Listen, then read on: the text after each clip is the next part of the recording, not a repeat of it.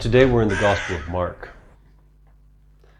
I want to read to you a statement that's made here. If you've done the 40-day Jesus challenge, then you started out in Mark 1. And you would have read something like this, okay? And he did not allow the demons to speak because they knew him. Did you miss that? About Jesus. Let me read it again. And he did not allow the demons to speak because they knew him. What was it that Jesus was hiding? That the demons knew about him. And how would the demons know him? Was he hanging out with the demons? See, you don't ask these questions, do you? You just assume a certain thing.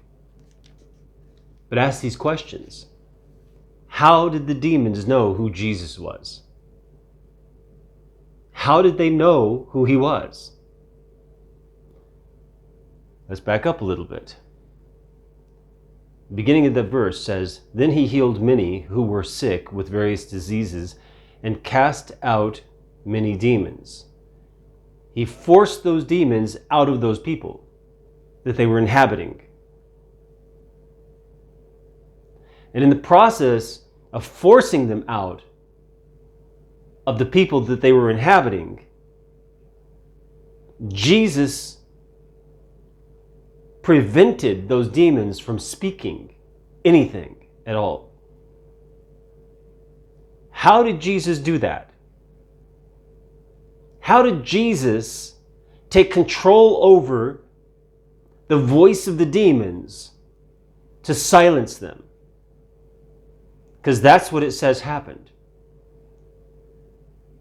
The demons who he was evicting from the people that they were inhabiting, he also seized their ability to speak, the demons' ability to speak, and forced them to be silent, effectively putting his hand over the mouths of the demons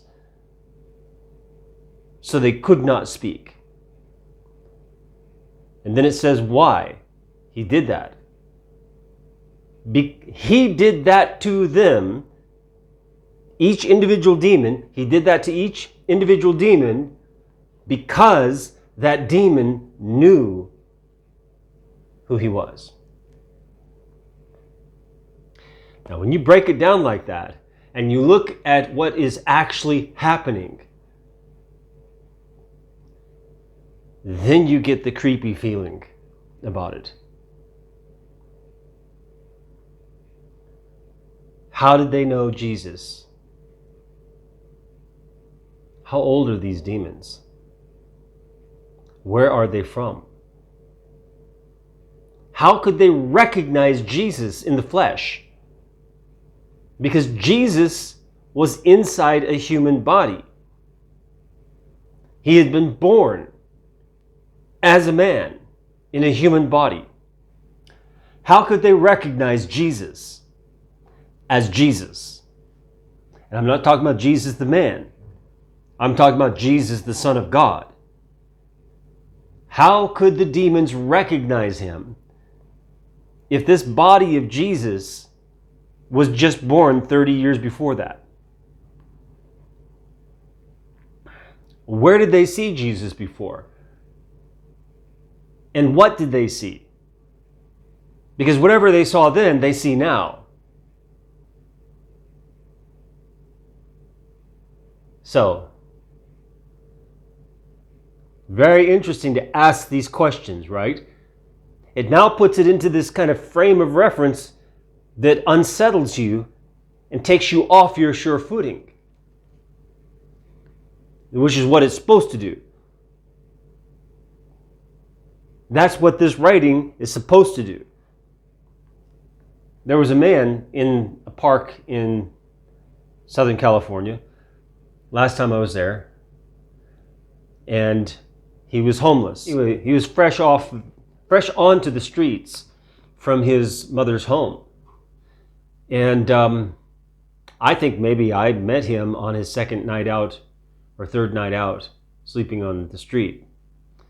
And so he already had, that kind of a little bit of an edge on him, but, he was still fresh. And we talked. I sat down on the bench and talked with him. It was in the morning. It was about 9 or 10 o'clock. The sun was getting hot, Southern California. And I invited him to go have breakfast with me at the donut shop to read the Gospel of Mark, because we'd been talking about that, sitting there on the bench. And so we sat down, and I had him read it out loud to me. And this first chapter, he was like, hold on a minute. That's who Jesus was? This struck him in that way that I just did with you. It struck him in that way. Like, I have no idea who Jesus really was. I have no idea what demons really are then. I have no idea what's going on here. And that's how it should strike you.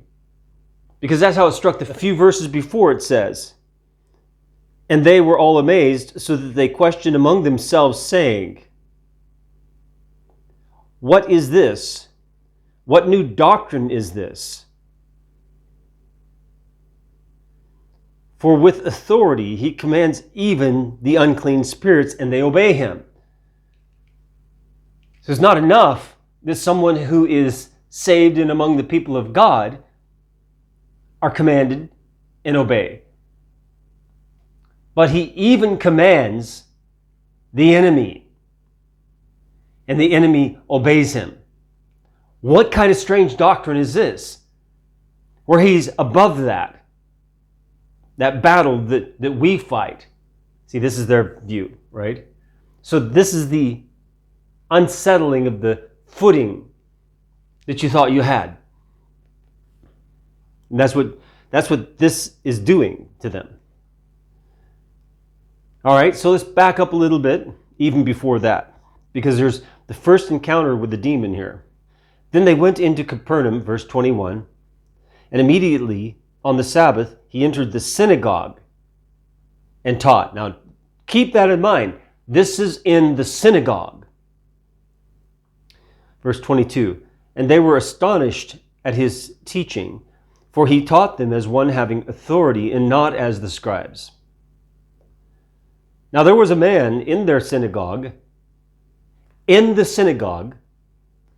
with an unclean spirit, and as if that wasn't enough, it says, and he cried out. He screamed out, saying, let us alone. Imagine some guy in your synagogue or in your church crying out, let us alone. That's only if Jesus were there. And Jesus isn't in most of these churches. Let us alone. What have we to do with you, Jesus of Nazareth? Well, that was his name, right? Jesus of Nazareth. So that's not unusual, right? Gets creepier though. What have we to do with you? Notice he says, what have we to do with you? He's not speaking about the people in the synagogue. He's speaking about demons, unclean spirits. What have we to do with you, Jesus of Nazareth? Did you come to destroy us? That's when we find out he's not talking about the people in the synagogue. He's talking about the unclean spirits, his comrades who are in other people, inhabiting other people, even other people in the synagogue. Did you come to destroy us? Then he goes further. I know who you are. This is that unclean spirit inhabiting this man, saying to Jesus, I know who you are. Like I'm going to tell on you. Then he says, the Holy One of God. the Holy One of God, the Holy One of God, from whom holiness comes. The Holy One of God. I know who you are, the Holy One of God. Did you come to destroy us? Why? He knows he's the Holy One of God. Why would he think that the Holy One of God has come to destroy him? Because he's unholy. He's unclean. And all of his friends who are inhabiting different people around the community are unholy and unclean. So when we get back over here to verse 34, and cast out many demons, and he did not allow the demons to speak because they knew him. Yeah. It wasn't because he was friends with him. It wasn't because he used to be friends with him and now he's not. It's not because he was partying with them or hanging out with them and they're going to tell on Jesus. It's because Jesus is silencing them so that he can do his work. I know who you are, the Holy One of God. Now notice he didn't silence that unclean spirit. But these demons that he's casting out, he's silencing. He doesn't want them letting the cat out of the bag too early, so to speak. Now, we're talking about unclean spirits. Then we get down here to verse 40. Now a leper came to him, imploring him, kneeling down to him, and saying to him, "If you are willing, you can make me clean," because he was unclean. Now there were unclean spirits inside of people, but then there were people who were unclean, like this leper. Then Jesus, moved with compassion, Jesus felt compassion in his heart. If you picture a Jesus who doesn't have the human feelings of compassion, you're not picturing the right Jesus. Because right here he says he was moved with compassion. He was motivated by compassion that arose in his heart for this man. Stretched out his hand. Jesus stretched out his hand and touched him. Unbelievable. And said to him, "I am willing, be cleansed." As soon as he had spoken, immediately the leprosy left him and he was cleansed. And he strictly warned him and sent him away at once and said to him, "See that you say nothing to anyone, but go your way, show yourself to the priest, and offer for your cleansing those things which Moses commanded as a testimony to them." So, not only did he command the demons to be silent, not tell who he was, but also he commanded the leper who was healed, who had been unclean, like the unclean spirits inhabiting those people, this leper who had been unclean, whom he cleansed, he commanded not to say anything.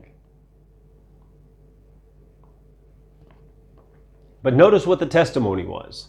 The testimony wasn't that, "Oh, Jesus healed me." No. He says, "Show yourself to the priest," so the priest can examine to make sure you're clean. That's one of the roles of the priests, it says in the Old Testament.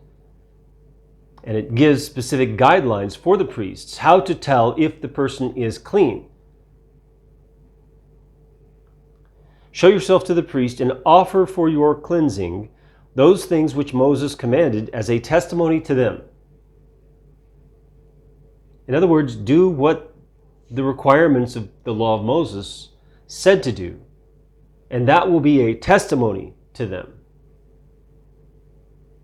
To do what is right and to stop sinning. Because that's the gospel message.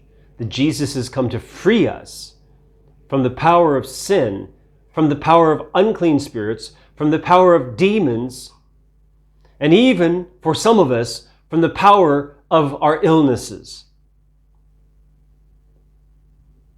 So that we may have the power to stop sinning and to obey Christ.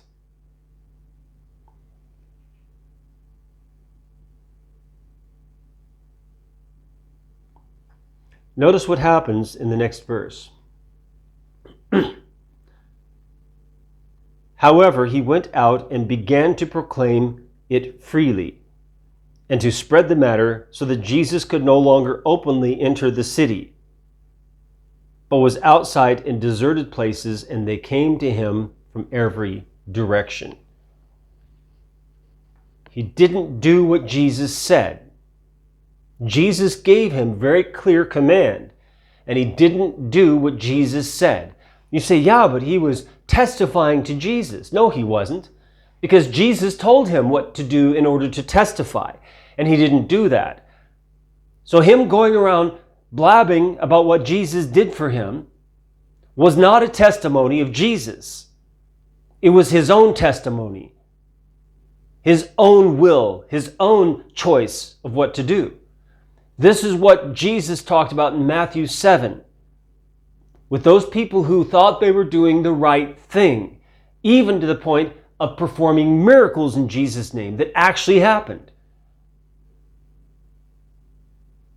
And yet Jesus will say in the end, I never ever knew you because you are a toiler of lawlessness.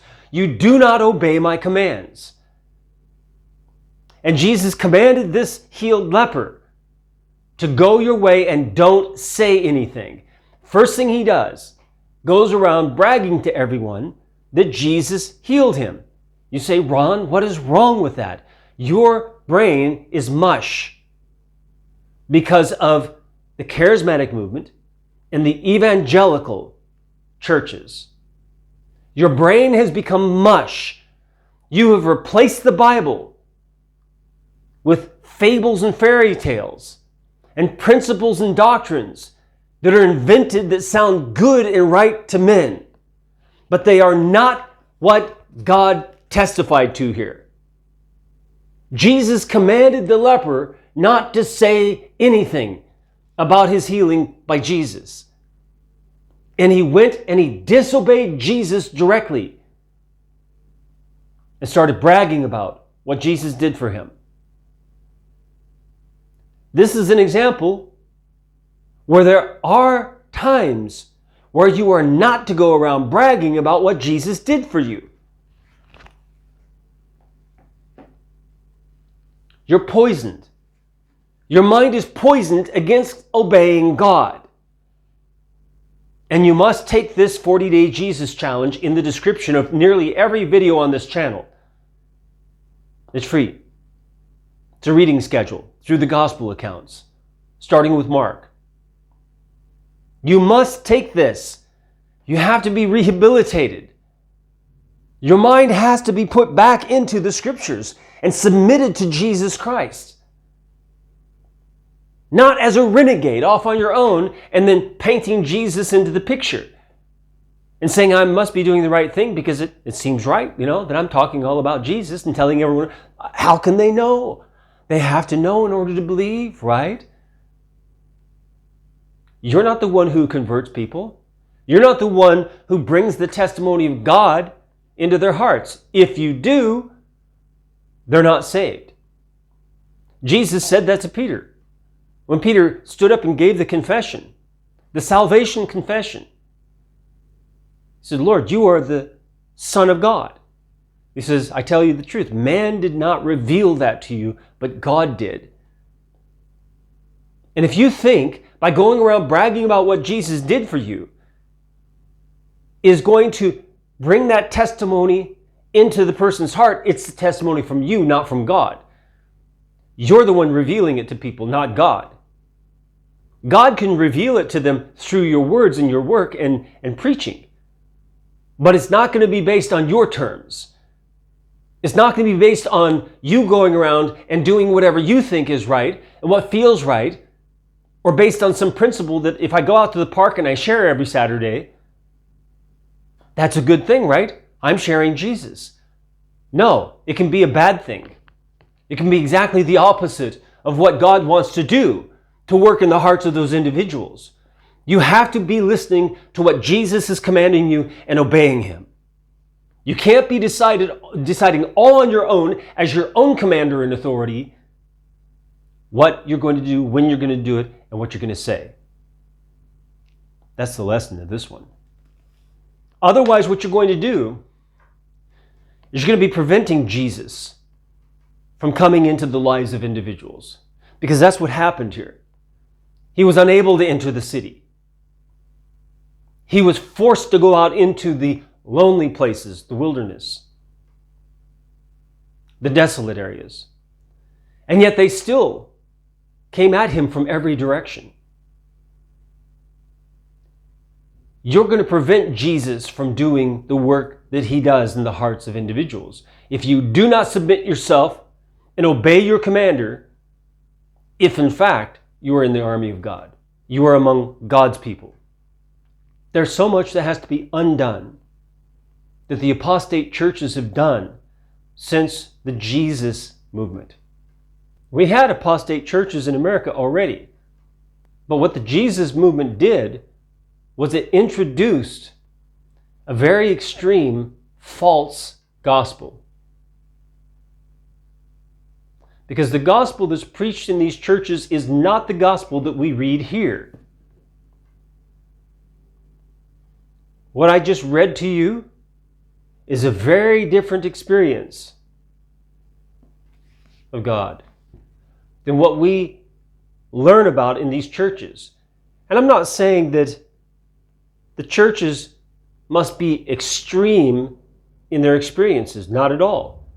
In fact, a lot of them that are extreme in their experiences are the most clearly heretical. We know that. You can go on YouTube and you can, find one of those extreme churches, usually NAR, which is the New Apostolic Reformation.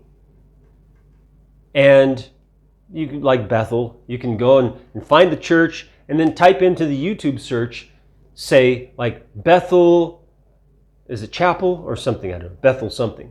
Bethel, you can say Bethel heresy or Bethel false prophet, or something like this. And see what comes up. And you'll see tons of them. They're like, easy picking for being able to criticize as false.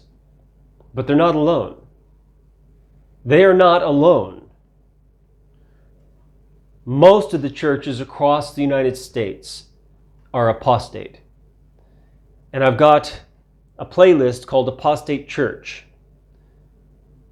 And there are a lot of videos there. In those videos in that playlist, I talk about the apostate church. Some of them, the apostate church is the subject of the video. But most of them, it's talked about within the context of the topic, which is still useful, very useful. So if you want to know more about the apostate church, you can go there. But if you want to know how to identify if your church is an apostate church, watch that video. You'll be surprised. I would start also with a link down below in the description. This is called the Lordship of Sinful Nature. The creation of the idea of sinful nature, the doctrine of sinful nature, is one of the most wicked and devious doctrines to ever enter the church. You need to go to that page. It's a page that gives scriptural passages from the beginning to the end of the scriptures and tells how that contradicts the doctrine of lordship of sinful nature. Now, we call it lordship of sinful nature because that's what it is. The person says, I can't help but sin as long as I'm in the body. That everyone sins and no one can stop sinning completely. Okay? All that's saying is that if you are subject to something, it is your Lord. So Paul says, Jesus said it, you can only serve one master. That word is Lord, by the way. You can only serve one Lord. And if you submit yourself to sin, confessing that you can't help but sin, as long as you're in the body, that you're going to inevitably sin again, then you have submitted yourself to sin as your Lord. Jesus is not your Lord. Because Jesus himself said, if the Son sets you free, you are free indeed. Talking about sin. You no longer have to obey sin. Yeah, Ron, we don't have to, but we're going to, and we won't even know it. No. That again is a devious doctrine from demons trying to convince you that you are under the subjugation of sin. You're again saying, sin is my Lord, and I can't help it. I'm in slavery to sin. But Jesus said, if the Son sets you free, you are free indeed. Do you say that Jesus is a liar? If you continue to spread this lie that Christians who've been redeemed from their sin, who've been freed from the whole collection of individuals called the world, are still in bondage to sin, you call Jesus a liar, and Jesus has no place in your life. That's where I would start if I were you. Is I would throw myself on my face and beg for forgiveness from Jesus for calling him a liar. And then pray to God that he saves your butt from the fires of hell, because that is your destination until you do something different.